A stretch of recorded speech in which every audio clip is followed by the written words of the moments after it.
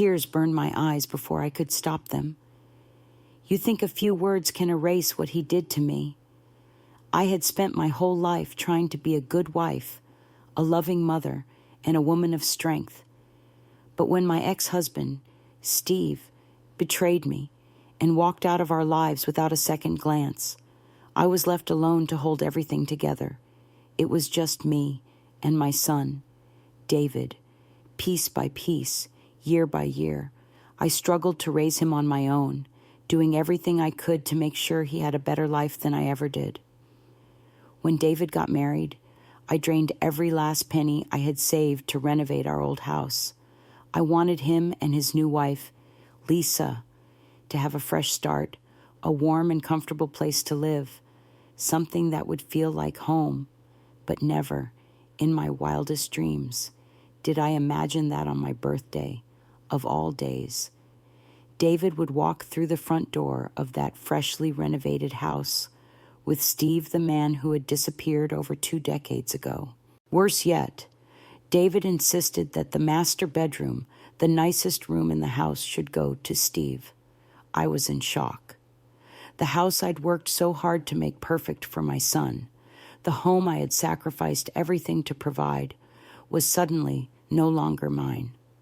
David spoke to me like he was the one making the logical decision, as though all the pain and betrayal from the past could be forgotten with just a few words. But I couldn't forget. You think a few words can erase what he did to me? I whispered, my voice shaking, trying to hold back the tears. How had it come to this? How had I ended up here, facing the man who had torn my world apart, while my son turned his back on me, the woman who had given him everything? It was a simple request. Really, just a question. If your dad moves in, where exactly do I sleep? I asked calmly, though my heart was anything but steady. For months, I had worked tirelessly, pouring my heart and savings into fixing up this house, one that I could only dream of having when David was a child. I had sacrificed so much, all for him. I wanted him to have a better start than I ever did. And now, in the blink of an eye, all of that effort was being overshadowed by a man who had walked out of our lives over 2 decades ago. David, my only son, was standing there in front of me, his face tight with frustration, as though I were the unreasonable one. The man who had abandoned me, who had abandoned both of us, was suddenly being welcomed back into our home, into our lives. And my son, the same son I had raised alone through countless struggles, had the audacity to say that it was just a small thing. I could feel my chest tighten as his words sunk in. He wants to come back now, to return to our family.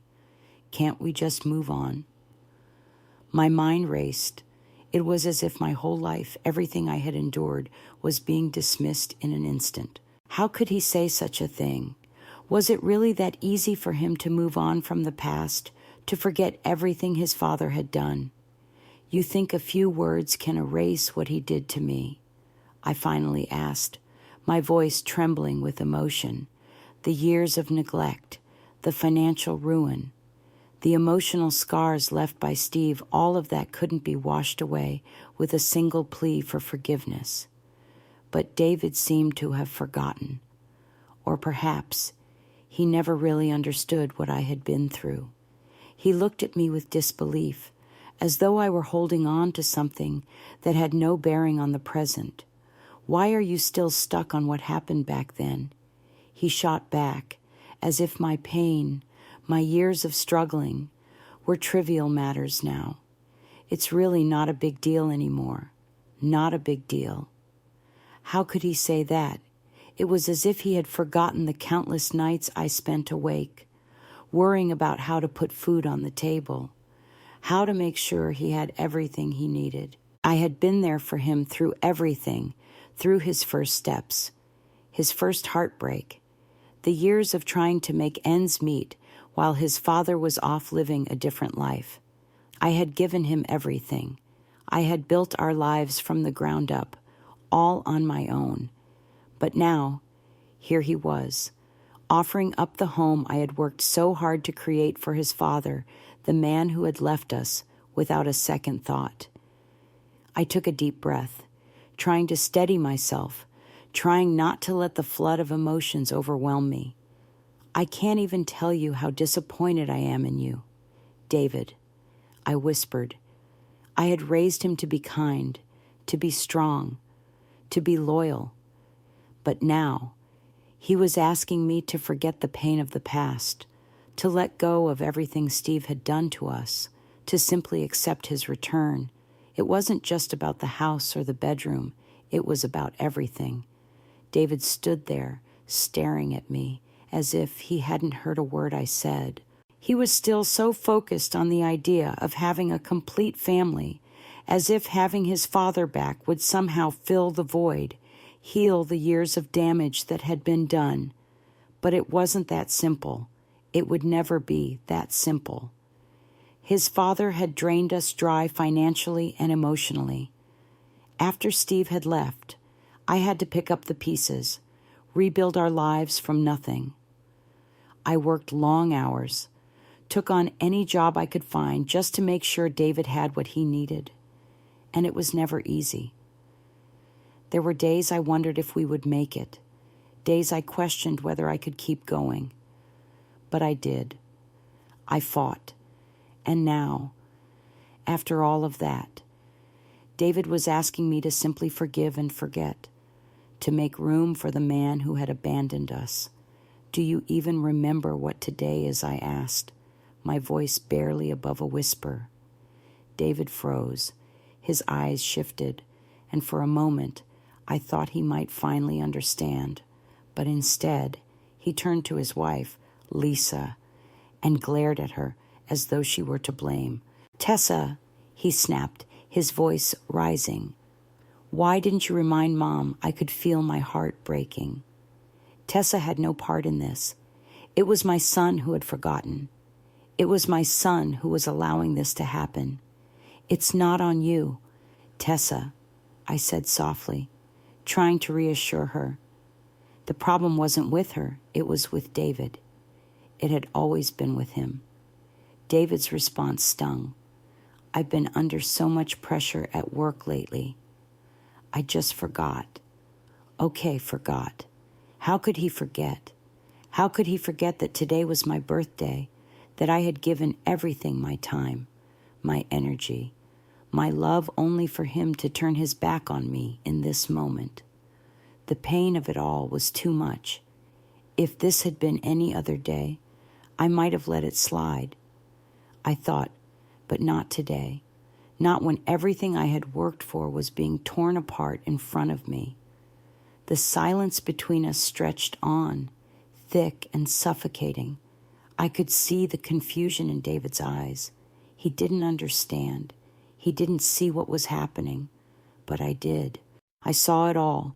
This wasn't just about the house or the past. It was about respect.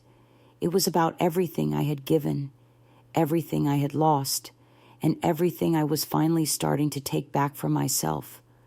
I can't do this anymore. I whispered, turning away. I won't. And with that, I walked away from it all, from the house, from the life I had built, from my son. I had given him everything. Now, it was time to give myself something I had never allowed myself before: peace. The house was quiet now, the sound of my footsteps echoing in the empty hallway. I had done it. I had walked out of the house I had poured every ounce of my energy and savings into, the house that was meant to be a new beginning for my son and his wife. But instead, it had become a battleground for old wounds, old betrayals, and a life I was finally learning to let go of. I could feel the weight of the years pressing down on me as I walked away. The years spent trying to build something out of nothing. The years of emotional exhaustion, of always putting others before myself. It had been a lifetime of sacrificing, of being the pillar for everyone else, of being the one who held it all together while everyone else crumbled. And now I was walking away, finally free. But freedom came with a price I hadn't fully understood until this moment. David had always been the light of my life. I had given him everything, every last bit of my strength, my love, my time. When Steve, his father, walked out on us, I had to pick up the pieces. I had to be both mother and father, the one who protected him, the one who loved him unconditionally, the one who made sure he had a future. And I did it. I did it all, even when I felt like I was barely holding on. But somewhere along the way, I had lost myself. I had poured so much into being a mother that I had forgotten to be a woman. I had forgotten to take care of myself. Now, as I walked down that quiet street, dragging my suitcase behind me, I realized how much I had given up for my family. I had sacrificed my own happiness, my own peace for them, but no more. I wasn't going to be the martyr anymore. I wasn't going to let myself be a doormat for anyone, not even my son. David had always been so blind to what I had been through. He had never understood the depth of the pain I had carried for years. He couldn't see the scars left by his father's abandonment, the sleepless nights I spent worrying about how we would make ends meet, the loneliness that had consumed me when I had no one to turn to. And now he was asking me to welcome the man who had hurt me the most back into our lives. When I asked him where I would sleep if Steve moved back in, I never expected him to answer so nonchalantly. With him, of course. That way, it's easier for you to help take care of him. I couldn't believe what I was hearing. After everything I had done for him, everything I had given up, he was asking me to take a back seat, to give up my dignity, my space, for the man who had left us with nothing, the man who had drained our savings and run off with another woman, the man who had left me to raise him alone, to fight for our survival, to carry the weight of the world on my shoulders. And now, he was back. And David wanted me to forget it all. Tears burned my eyes, but I refused to let them fall. I had already cried enough for this family.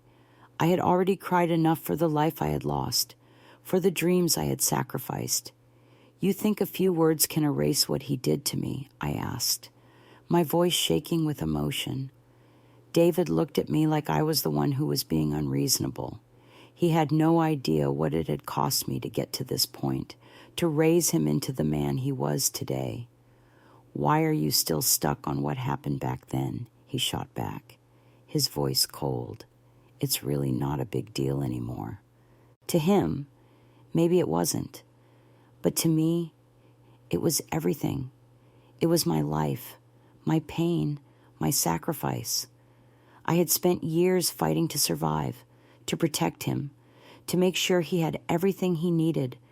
And now, he was asking me to let go of it all, to let the man who had abandoned us waltz back into our lives like nothing ever happened. I felt a pang in my chest, a kind of emptiness I hadn't felt in years. I had spent so much time trying to make things right for him, trying to give him the life I thought he deserved, but all I had done was lose myself in the process.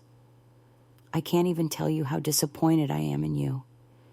David, I said quietly, the words cutting through the silence between us. He looked stunned, as if my reaction had come out of nowhere. But I wasn't surprised. I had spent years doing everything for him. And now, when I finally needed something, when I finally needed to be heard, to be seen, he couldn't even remember my birthday. He couldn't even remember the pain I had carried for so long. I walked out of that house, not knowing what I was leaving behind, but knowing that I couldn't stay. I couldn't stay in a place where I was invisible, where my sacrifices meant nothing. I couldn't stay in a place where the man who had torn my world apart was welcomed back with open arms. As I walked away, I felt a strange sense of peace settling over me. For the first time in years, I was living for myself. I wasn't living for David. I wasn't living for Steve. I wasn't living for anyone but me. And maybe, just maybe, that was the beginning of something new, something that was mine, something that would finally be about me, not about what I had given up for others. I had been strong for so long, but now it was time to be strong for myself, and that was the most important thing I could do. I had always been the one to hold everything together, even when it seemed like the world was falling apart. For years, I did everything for my son. David raised him alone, worked long hours, and sacrificed my own happiness just to make sure he had everything he needed. I didn't care if I was tired, if I was sick, or if I had my own dreams. All that mattered was him. But now, it felt like everything I had worked for, everything I had built, was slipping through my fingers. When David and Lisa got married, I gave everything I had to make their life together as comfortable as possible.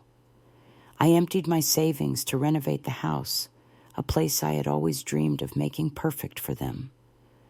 I worked hard to create a space that felt like home, something warm and welcoming, but also a place where they could build their future.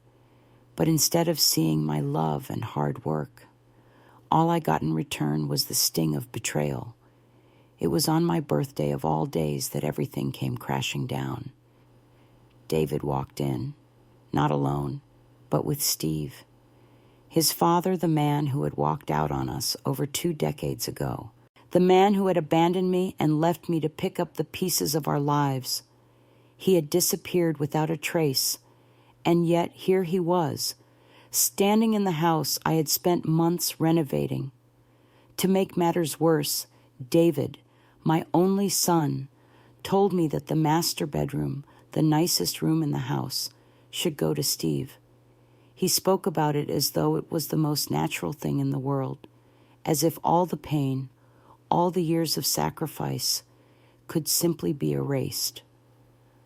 Mom, I know Dad made mistakes, but that was ages ago, he said, as though it didn't matter that Steve had drained our savings and left me to raise him alone. He wants to come back now, to return to our family. Can't we just move on? I was speechless. How could he ask me to move on from what had happened, to simply accept Steve's return without considering what I had been through, what I had sacrificed for him? My voice trembled with emotion as I said, "You think a few words can erase what he did to me?" David looked at me, confused. He didn't understand. He didn't see the depth of the pain I had carried, the emotional and financial toll that Steve had left behind. He didn't see the years I spent working 2 jobs, struggling to keep our heads above water, all while trying to shield him from the reality of our situation. He didn't understand the scars left by the man who had promised to be a partner, but who instead disappeared when things got tough. I had never asked for much. I had never demanded anything. All I wanted was respect, but in that moment, it felt like I was nothing more than an afterthought, a woman who had given everything for her son, only to be told she had no place in the home she built for him. When I asked where I would sleep if Steve moved back in, David's answer was simple. With him, of course. That way, it's easier for you to help take care of him. I was stunned. I felt a coldness seep into my chest, a numbness that I couldn't shake. It was as if everything I had ever done for him, every sacrifice I had made, meant nothing. In that moment, I realized that I couldn't stay. I couldn't keep living in a house where I was invisible, where my efforts went unappreciated, where the man who had torn my world apart was being welcomed back like a hero. I had to leave, not just for me, but for the sake of my own dignity. I took a deep breath, forced myself to stand tall, and quietly said, "If your dad moves in, where do I sleep?" The answer was clear. There was no place for me. There was no space for the woman who had spent her whole life building a family, a home. I walked away that day, leaving behind the house, the life I had built, and the family I had sacrificed everything for. It was a painful decision, but it was the right one. I needed to live for myself now. I needed to find peace. And if that meant walking away, then so be it. I wasn't going to let anyone dictate my worth anymore. I had spent too many years living for others. It was time to start living for me. I had always thought that my sacrifices were justified. I worked tirelessly, putting everything I had into raising David. Every hour I worked, every bit of energy I spent. It was all for him. I never complained. After all, a mother's love is supposed to be unconditional. Right. But that day, as I stood in the living room of the house, I had spent months renovating. I couldn't help but feel like I had been betrayed by the very person I had fought so hard for. It was my birthday, a day that was supposed to be about me, about celebrating the years of hard work and perseverance that had brought me to this point.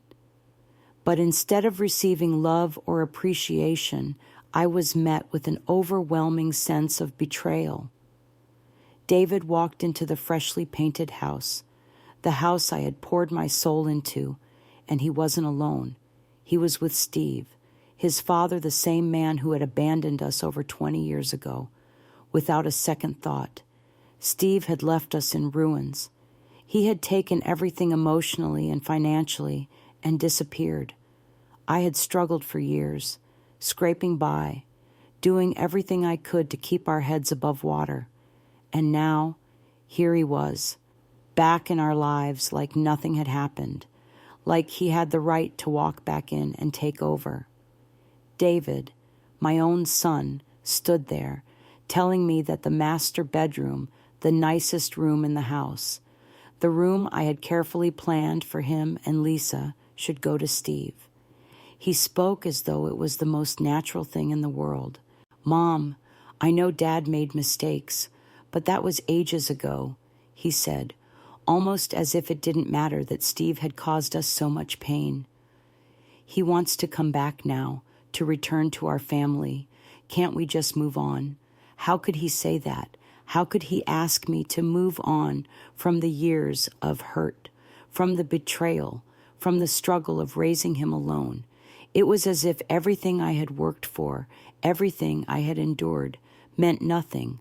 The man who had torn our world apart was suddenly being welcomed back into our lives. And my son, my only son, was asking me to accept it. To accept him. I took a deep breath, trying to calm the rising anger that was swelling inside me. I had spent years protecting David, shielding him from the pain of our broken family. But now, it felt like he was ignoring everything I had been through. I had never asked for much. I had always been the one to give, to make sure he had everything he needed, even when it meant sacrificing my own happiness. But now, when I needed something, when I needed to be heard, David couldn't even remember my birthday. Tears burned my eyes, but I refused to let them fall. I couldn't let myself break down, not in front of him, not when he was so blind to what was happening. "You think a few words can erase what he did to me?" I asked, my voice shaking with emotion. I had spent so many years trying to forgive Steve, trying to move on, but it wasn't that simple. How could I just forget the man who had taken everything from me? David looked at me, confused, as if he couldn't understand why I couldn't let go of the past. "Why are you still stuck on what happened back then?" he asked, his voice sharp with frustration. "It's really not a big deal anymore. Not a big deal. How could it not be a big deal for years? I had struggled to keep our family together, to make sure David had a future. I worked long hours, sometimes doing 2 jobs just to make sure we had enough to eat. And now, David was asking me to give up everything I had built, to welcome the man who had left us with nothing. I could feel the weight of the years bearing down on me. I had sacrificed so much for him, for us, but now it felt like none of it mattered. I can't even tell you how disappointed I am in you, David, I said quietly, my voice breaking. It was a hard truth, but it was one I had to say. I had given him everything, and in return, he was asking me to accept the man who had broken me. David stood there, stunned. He didn't understand. He couldn't understand. But I did. I understood all too well. I understood the pain of raising a child alone, of working to the bone just to survive. I understood the heartbreak of being abandoned by the person who was supposed to be my partner. And now, I understood that sometimes letting go was the only way to save yourself. I couldn't stay.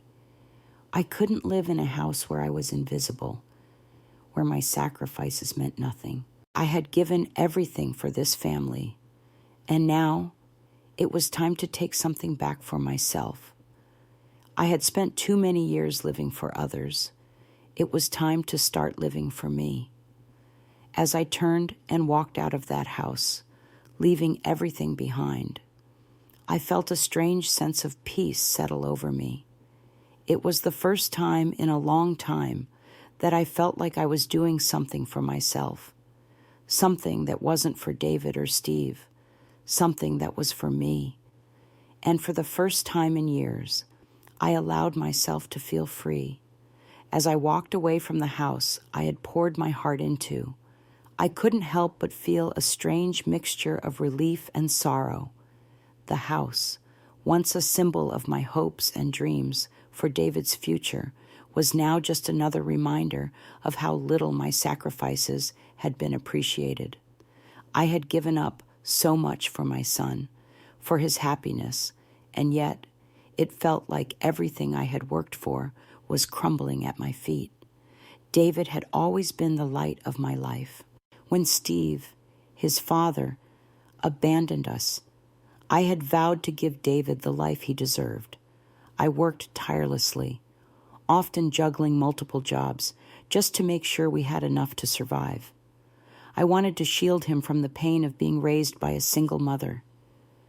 But somehow, in the process, I had lost myself. I became so focused on his well-being that I neglected my own needs, my own dreams, and my own happiness. When David got married, I thought things would change. I thought I would finally have a chance to relax, to focus on myself, and maybe even enjoy the fruits of my labor. But instead, I found myself once again sacrificing everything for him. I spent every penny I had saved over the years to renovate the house, to make it a place where he and his new wife, Tessa, could begin their life together. I wanted to give them a comfortable, welcoming home, a place where they could create memories and build their future. But none of that mattered when David walked in that day with Steve. The man who had walked out of our lives over 2 decades ago was suddenly back, and David was treating him like a hero. The worst part, David wanted his father to take the master bedroom, the room I had worked so hard to make beautiful, a room that had been meant for him and his wife. Dad wants to come back now. Can't we just move on? David had said, as though the years of pain and sacrifice meant nothing. I couldn't believe it. How could David be so blind to everything Steve had done to us? How could he so easily overlook the years of hardship, the emotional scars, the financial ruin Steve had left behind? It was as if all of my struggles, all of my efforts, were completely irrelevant. You think a few words can erase what he did to me? I had asked, my voice shaking with anger and betrayal. I had poured my heart into raising David, giving him everything I could. And now he was asking me to welcome the man who had abandoned us back into our lives. David stood there, looking at me as though I were the one being unreasonable. He couldn't understand why I was so upset, why I couldn't just forgive and forget. "Why are you still stuck on what happened back then?" he said, his voice full of frustration. "It's really not a big deal anymore." To him, it wasn't a big deal. But to me, it was everything. The years of working myself to the bone, the nights I lay awake wondering how I would make ends meet, the constant feeling of being alone in this world, it all came rushing back in that moment. Steve had left me with nothing, and now David wanted me to just let it all go, to pretend it never happened. But I couldn't. How could I? How could I just forgive the man who had destroyed my life? I tried to stay calm, to hold it together. But the disappointment in David's eyes, the way he looked at me as though I were the one in the wrong, was more than I could bear. "I can't even tell you how disappointed I am in you," I said quietly, the words heavy with the weight of everything I had been carrying. David looked stunned, like he had no idea what was happening. He couldn't understand why I was so hurt, why I couldn't just let go of the past. He was so focused on what he wanted, on the idea of having a complete family, that he couldn't see the damage that was being done to me, to the woman who had given him everything. The tears burned my eyes, but I refused to let them fall. I had cried enough for this family. I had sacrificed too much. "If your dad moves in, where do I sleep?" I asked, my voice steady despite the storm raging inside me. David's answer was simple, but it cut me to the bone. With him, of course, just like that, my place in my own home, in my own life, was erased. There was no room for me anymore, no space for the woman who had sacrificed everything for her son, no place for the woman who had spent decades rebuilding her life, piece by piece, only to have it all taken away in a single moment. That was when I knew I couldn't stay. I couldn't keep fighting for a family that didn't see me, didn't value me. I had spent so long being everything for everyone else, but now it was time to be something for myself. I couldn't keep living like this, in a house that was no longer mine, with a son who no longer understood what it meant to give, to sacrifice, to love unconditionally. I took a deep breath and walked out of that house, leaving behind everything I had built, everything I had worked for. I didn't look back, because for the first time in my life, I realized that it was time to live for me, and that was the most important thing I could do. As I stood in the doorway, staring at the scene in front of me, I couldn't help but feel a deep, cold emptiness spread through me. For years, I had sacrificed everything, my time, my energy, my life for the people I loved. I had given my heart and soul to my family, only to be discarded and replaced.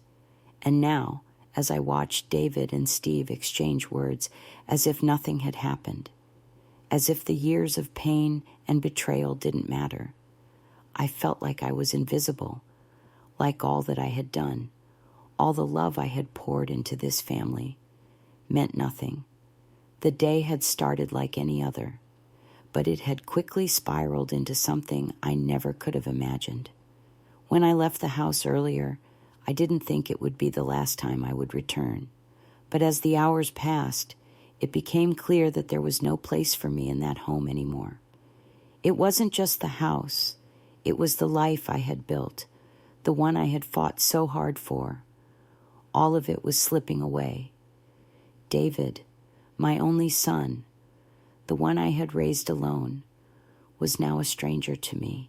The man who walked into my life with such innocence, who looked to me for love and guidance, had grown into someone who seemed to have forgotten everything I had done for him. And now he was siding with the man who had left us in ruins, the man who had betrayed me and walked away without a second thought. It was as though David couldn't even remember the countless nights I stayed up, worrying about how we would make it, how I would pay the bills, how I would keep him safe. All of that seemed to fade into the background as he eagerly welcomed Steve back into our lives. But it wasn't just Steve that hurt me. It was David's complete disregard for everything I had sacrificed. When he insisted that I share a room with Steve, the man who had broken our family apart, I felt a coldness in my chest that I couldn't shake. "You can help take care of him," David said, as if that was enough, as if that was what I had spent my whole life preparing for. I wasn't just his mother. I wasn't just the woman who had carried him, raised him, fought for him. I was a pawn in a game that I no longer wanted to be a part of. I stood there, silent, my mind racing. The disappointment was overwhelming. The years of love, the years of sacrifice, seemed to mean nothing to David now. I had always tried to be understanding, to put his needs first, to make sure he never felt neglected or unloved. But in this moment, as I stood in that living room, all I could feel was hurt. "I can't even tell you how disappointed I am in you, David," I finally whispered, my voice trembling. The words hit me harder than I thought they would. It wasn't just the disappointment in him. It was the realization that I had given everything for a family that wasn't willing to give anything back. I asked David a simple question. "If your dad moves in, where do I sleep?" It wasn't an accusation. It was a plea for understanding. But David's response was quick and cold. "With him, of course." The weight of his words crushed me. There was no consideration for my feelings, no acknowledgement of the years I had spent sacrificing my own happiness to make sure he had everything. I had spent my life being the strong one, the one who held everything together. But in that moment, I realized I couldn't keep holding on. I couldn't keep living for others while ignoring myself. I had given so much, but I couldn't give any more. I had to walk away. It wasn't just about the house or the room. It was about my own dignity, my own well-being. I couldn't stay in a house where I wasn't valued. I couldn't stay in a place where my sacrifices meant nothing. And so, I did what I had never thought I would do. I left. I left behind the house I had built for David, the home I had sacrificed so much to create. But in that moment, as I walked away, I realized that leaving was the only way I could finally begin to live for myself. I walked down the street, my suitcase in hand, feeling a sense of peace I hadn't known in years. I wasn't running away. I was finally choosing myself. And for the first time in my life, that was enough. I had spent years taking care of others, of putting their needs before mine, of sacrificing my own happiness to make sure everyone else was okay. It had been the story of my life, the story of my motherhood. When Steve, my ex-husband, walked away over 2 decades ago, I promised myself I would give David everything he needed. I would be both mother and father, no matter what it took. And for years, I did just that. But as I stood there, facing the aftermath of everything I had worked so hard to build, I wondered if I had lost myself in the process. After Steve left, it was just me and David against the world. We scraped by, struggling to make ends meet, but we did it together. I worked long hours, sometimes taking on 2 jobs, just to make sure he had a roof over his head and food to eat. I didn't mind the exhaustion, the stress, or the endless days that felt like they'd never end. All I cared about was him. I wanted to give him the world, even if it meant I had to give up mine.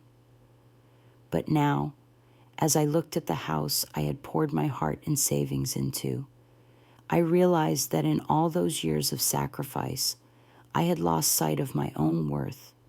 The house was supposed to be a fresh start, a place where David and his new wife, Tessa, could build a life together.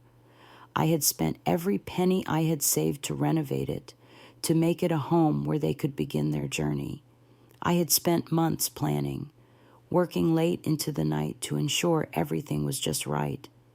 I wanted them to have something I never had, a safe, warm place to call home. But instead of gratitude, I was met with something I didn't expect. On my birthday, no less, David walked into that newly renovated house with Steve, the man who had abandoned us so many years ago. And worse still, David insisted that the nicest room in the house, the master bedroom, should go to Steve, the man who had drained every last penny we had, who had run off with another woman, who had left me to pick up the pieces alone. David stood there, speaking to me as if it was all perfectly normal. Dad wants to come back now. Can't we just move on? He asked, as if I could just forget all the pain, all the years of struggle, all the years I spent keeping everything together, as if Steve's return could somehow erase the damage he had caused. I felt a coldness settle in my chest. How could he not understand? How could he not see everything I had given up for him? For us, tears burned my eyes, but I refused to let them fall. Instead, I asked the question that had been swirling in my mind since the moment I walked into that room. If your dad moves in, where exactly do I sleep? David's response was quick, almost dismissive. With him, of course. That way, it's easier for you to help take care of him. I felt a shock of disbelief. How had it come to this? After everything, after all I had done, this was how I was repaid. I had given my life to them, first to David, and then to a man who had left us in ruins. And now, I was being told there was no room for me, no place for the woman who had sacrificed everything for her family. I tried to hold back the overwhelming flood of emotions, but it was too much. The years of sacrifice, the pain, the endless nights of wondering how we would survive it all came crashing down in that moment. You think a few words can erase what he did to me? I asked, my voice shaking. But David didn't get it. He couldn't, and I realized maybe he never would. I asked David, calmly, where I would sleep if Steve moved back in, but his response cut me deep. With him, of course. In that moment, I knew that I couldn't stay. I couldn't keep living in a house where I wasn't valued, where my sacrifices meant nothing. I couldn't continue to pretend that everything was fine when it wasn't. And so I walked away, not because I wanted to, but because I had no other choice. I couldn't keep giving when there was nothing left for me to give. I walked down the street, my suitcase in hand, the weight of everything pressing on me. For the first time in years, I felt free. It was a strange feeling, one that was both comforting and terrifying. But I knew, deep down, that it was the right choice. For the first time in my life, I was living for myself, and maybe that was the most important thing I could do. As I sat in the dim light of my new place, I couldn't help but feel a sense of disbelief wash over me. Here I was, in a small, rented apartment, far from the house I had worked so hard to make a home. It wasn't where I thought I would end up, but it was where I needed to be. For the first time in years, I wasn't worrying about anyone else. I wasn't holding things together for anyone. I was finally living for myself, and yet it felt like a lifetime of sacrifice had led me here. The decision to leave wasn't easy. For years, I had been the one who kept everything in place. I had raised David alone, had poured all of my energy into making sure he never felt abandoned like I had been. I thought I was doing the right thing. I thought if I worked hard enough, if I gave enough of myself, I would somehow build a family that would be whole, a family where we would all thrive. But that vision, that dream, had crumbled, and now I was learning to live with the consequences.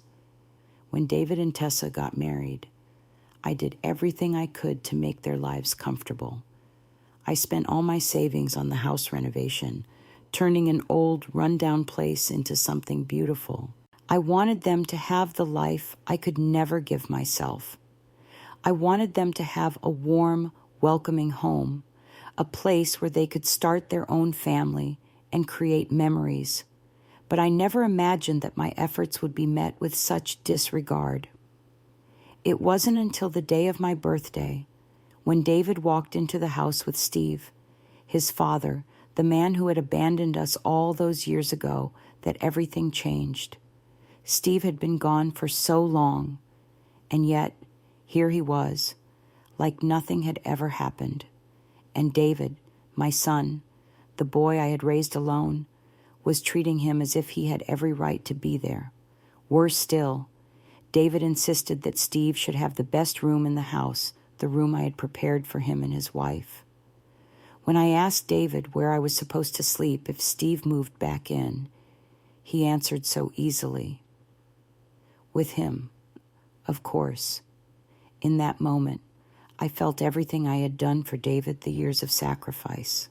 The pain I had endured crashed down on me. How could he do this to me? How could he so casually disregard everything I had given up for him? The answer was simple. He didn't understand. He couldn't possibly understand the years of pain and effort I had put in.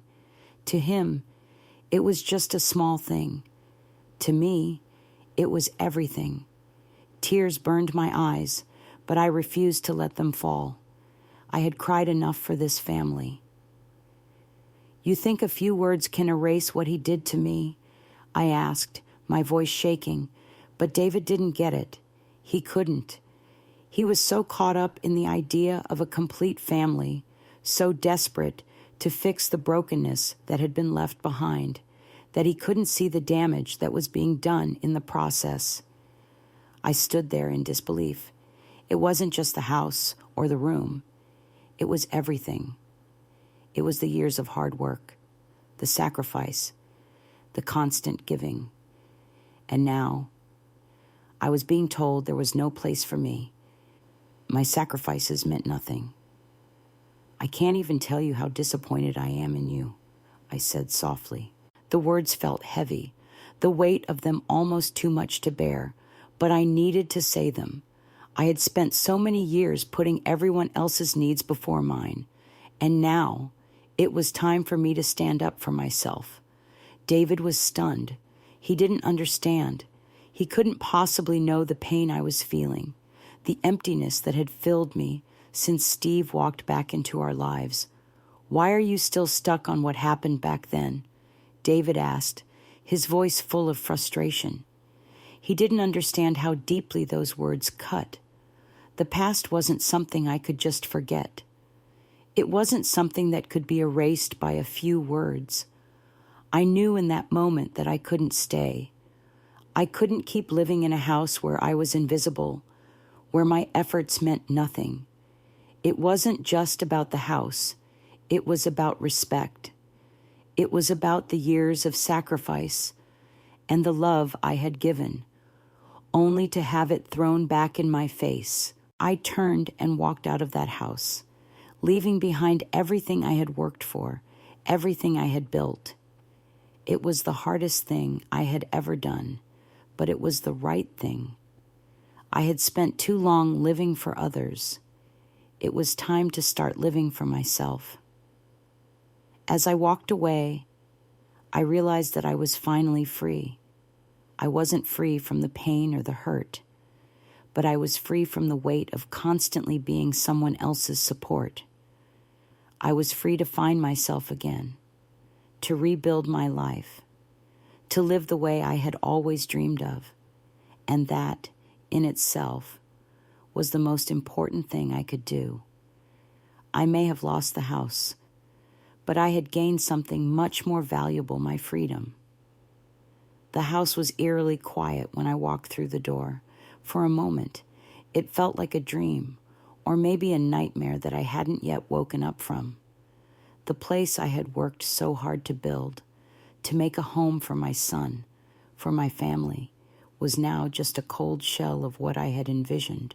I had given everything to create this space, to ensure David and his wife, Lisa, could start their life together with something solid beneath their feet. I poured my savings into the renovation, working tirelessly, sacrificing my own peace for their future, but in the end, it wasn't enough. It wasn't enough for them, and certainly not for me. David had always been the center of my world, the reason I woke up every day and pushed through the hardships.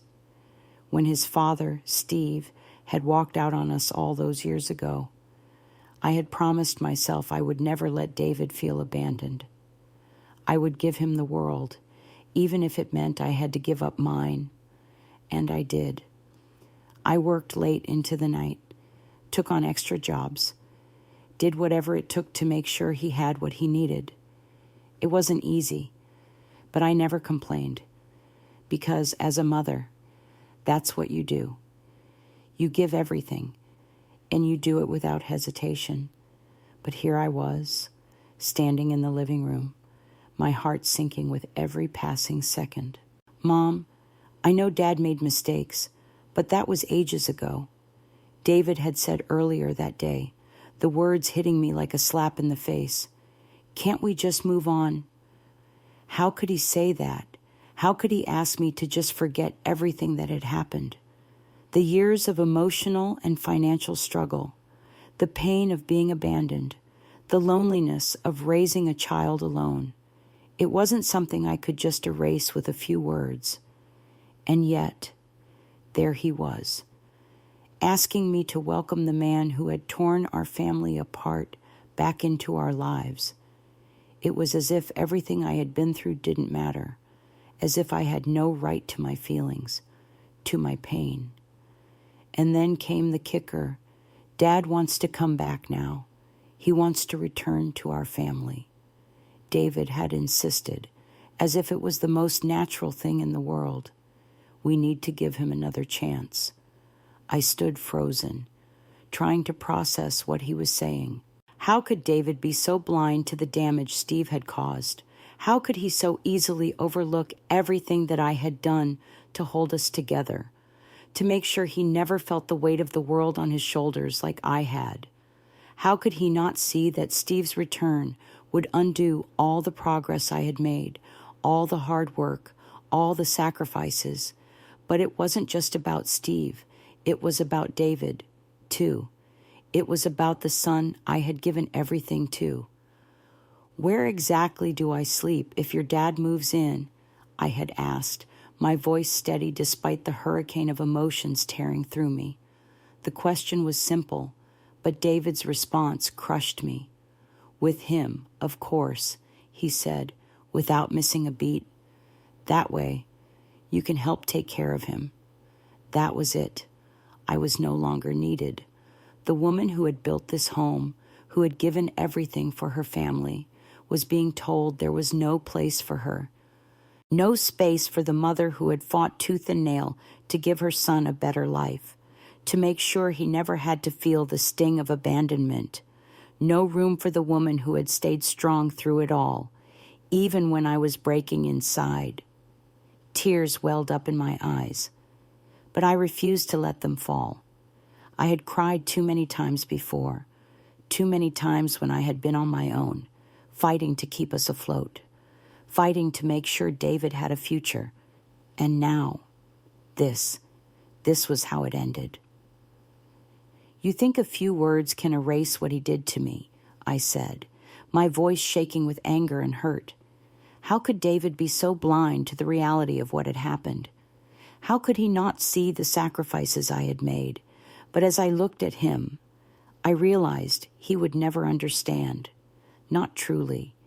He had grown up in a world where I had shielded him from the harsh truths, where I had done everything in my power to make sure he never saw the cracks in the foundation. He had no idea what it was like to carry the weight of everything on your shoulders, to fight every day just to survive.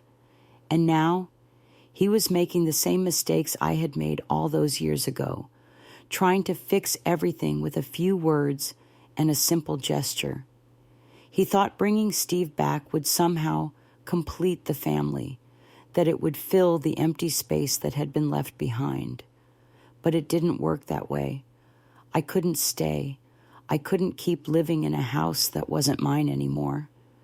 I couldn't keep giving to a family that didn't see me, didn't value me. And so, I did the only thing I could do. I walked away. I left the house behind, left the life I had spent so many years building, and walked out into the unknown. I didn't know what the future held, but I knew one thing for certain: I wasn't going to keep living for anyone but myself. I had spent so many years sacrificing for others, putting their needs above mine. But now, it was time for me to take care of me, to find my own happiness, my own peace. I wasn't sure where I was going, but for the first time in years, I felt a sense of freedom, of possibility, and that was all I needed. The years had been long and painful, but I had always held on to one belief: that love, sacrifice, and family were worth it. I had given everything for my son, David, and when his father, Steve, left us, I never once wavered. I raised him alone, kept our lives together, and did what I could to make sure he never felt the weight of abandonment, never knew what it was like to feel left behind. Yet, here I stood, in the very house I had worked so hard to make a home, only to have everything I built turned upside down. It was my birthday, a day that was supposed to be mine, a day for me to reflect on the years of hard work, the years of love I had poured into my family, and to feel appreciated for everything I had done. But instead, I was faced with a scene I never imagined: Steve, the man who had abandoned us, standing in the living room of the house I had painstakingly renovated, and beside him stood my son, David, the same boy I had raised with love, the boy who had grown into a man. Yet now, he was siding with Steve. "Dad wants to come back now," he said, as if it were the most natural thing in the world. "Can't we just move on? Move on?" How could David ask me to move on from the years of hurt, from the pain Steve had caused, from the sacrifice I had made to keep our family together? It was as though David couldn't see the full picture. He couldn't understand the depth of what had happened. For him, this was about healing, about having a family again, about filling the space that had been left behind when Steve walked out. But for me, it was something completely different. It was about respect. It was about everything I had given up to raise him, everything I had endured to make sure he was happy. And now, he was asking me to ignore all of it. I had spent my entire life trying to build something for David. I had worked endlessly, sacrificed pieces of myself, all in the name of making sure he never felt the pain I did. But now, as I looked around that living room, the living room I had spent months planning and designing, I realized just how much I had lost. I had worked tirelessly to make that house a home for him, for us, but in the end, it felt like it wasn't mine anymore. David's insistence that Steve take the master bedroom, the room I had specifically planned for him and his wife, Lisa, struck me to my core. "Mom, it's just a room," David said, his voice calm, as if it were no big deal. But it was a big deal to me. It wasn't just a room. It was everything I had worked for, everything I had given up, and David didn't see it. He didn't see the hours I had spent scraping together money for the renovation. He didn't see the sleepless nights when I had worried if I would ever be able to make it. if I would ever be able to give him the life he deserved. And now, he was giving it all away to the man who had walked away, the man who had abandoned us. When I asked David where I would sleep if Steve moved in, his answer was blunt. With him, of course. That way, you can help take care of him. The words hit me like a ton of bricks. How had it come to this? How had I given everything, sacrificed everything, only to be told that there was no place for me, that I should give up my own comfort, my own dignity, to make space for a man who had never cared? I could feel the tears rising, but I forced them back. I had cried enough. I had cried for years, silently bearing the weight of everything, trying to keep our family afloat. But I couldn't cry anymore. I had to be strong, even if it meant walking away from everything I had built. You think a few words can erase what he did to me? I asked, my voice shaking with the weight of my disappointment. David was stunned, but he didn't understand. How could he? He hadn't seen the sacrifices I had made, the times I had gone without just to give him a better life. All he saw was the chance for a family to be whole again. But the truth was, the family I had worked so hard to build had already been broken by Steve's betrayal. And I couldn't keep pretending that everything was fine. I asked David if he understood what today was, if he remembered what it meant to me. But he didn't. The man who had promised to love me, who had pledged to be there for me, had long since vanished. Now he was back, and my son was asking me to forget it all. The pain of it all was too much to bear. I couldn't stay in a house where I was invisible, where my years of sacrifice meant nothing. I had given everything for David, but now I had to give something to myself. I turned and walked out, not knowing what the future held, but knowing it was time to live for me. I didn't look back. I couldn't. And as I walked down the street, suitcase in hand, I felt something I hadn't felt in years: freedom. I was no longer living for anyone else. It was time to live for me. And in that moment, I realized that was the only thing I had ever needed. On the day I realized I had given everything and received so little in return, I stood in the silence of my own heartache. My son, David, had forgotten what mattered most to me: my years of sacrifice, my pain, and the love I had poured into raising him. He welcomed the man who had abandoned us back into our lives, and in that moment, I felt invisible. How could someone I had loved so deeply be so blind to everything I had done? How could he not see that I needed to be valued too? But sometimes it takes a painful realization to open your eyes to what truly matters. I had spent so many years living for others, sacrificing my own happiness, that I had forgotten to live for myself. The most important lesson I learned from all of this was that no one else will prioritize your well-being unless you do it first. No one else will fight for you if you're not willing to fight for yourself. I walked away from that day, leaving behind everything I had built, not because I wanted to, but because I had to. For the first time in my life, I chose myself. Never let yourself fade into the background while others take center stage in your life.